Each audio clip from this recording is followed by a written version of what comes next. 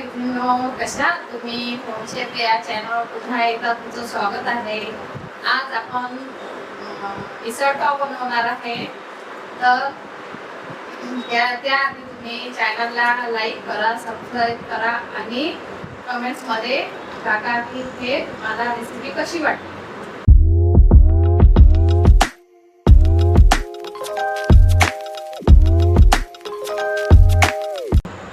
हे बघा, भिजवलेली मटकी रात्रभर भिजत ठेवायची आणि तिला काढून छान मोड आलेली मटकी आहे अशी ठेवलेली आपण एक वाटी छान धुवून साईडला ठेवून द्यायची।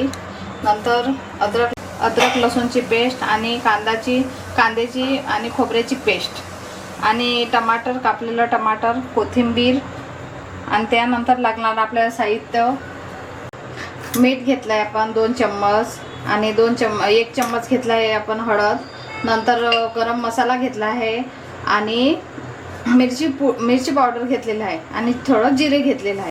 2 चम्मच तेल घेतलेलं आहे मोजून आपण मोजलेलं आहे। त्यानंतर थोडं जिरेपूड आणि थोडं मोहरी,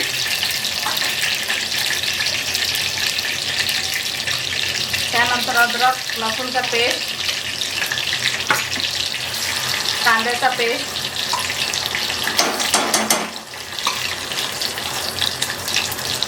हे बघा कांदा लसूण पेस्ट चांगले लाल होऊ द्यायचे आहे तेल सुटेपर्यंत। हे बघा आपलं आलं लसूण पेस्ट झालेली आहे, चांगली लाल झाली आहे। आता 2 चम्मच तिखट टाकूया,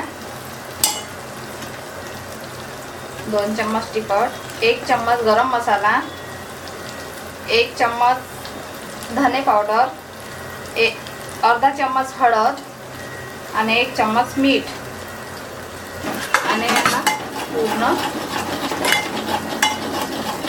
आता हा मसाला बघा आपला झाला आहे।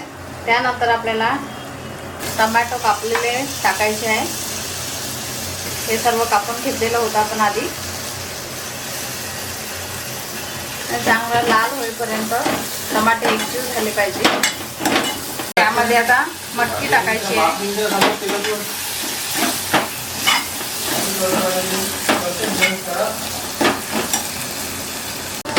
मटकी चांगली मिक्स करून घ्यायची मसाल्यामध्ये आणि थोडा वेळ 2 मिनिटं सोडून द्यायचं। 2 कप पाणी सोडायचं आहे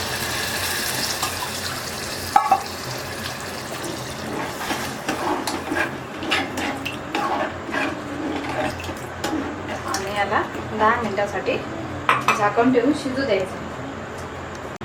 यामध्ये चवीपुरता थोडा गूळ टाकायचा।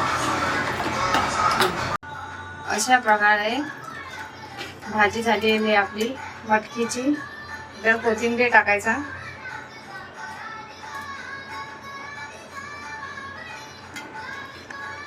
सोडून द्यायचं। आपण आता पाव घेतलेले आहे, चांगले फ्रेश पाव आहे आणि याला थोडं बटर टाकायचं तव्यावर। बटर घ्यायचं, बटर टाकून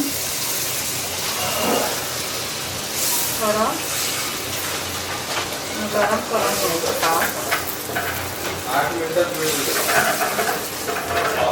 आता हे पाव बटर टाकून छान गरम केलेले आहे।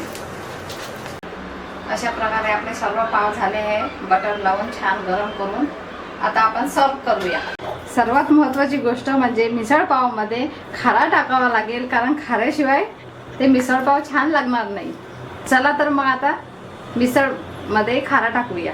गरमागरम मिसळ पाव झाला आहे तयार। आजच्या पुरतं एवढंच, पुन्हा एकदा नवीन रेसिपी घेऊन आपण भेटूया।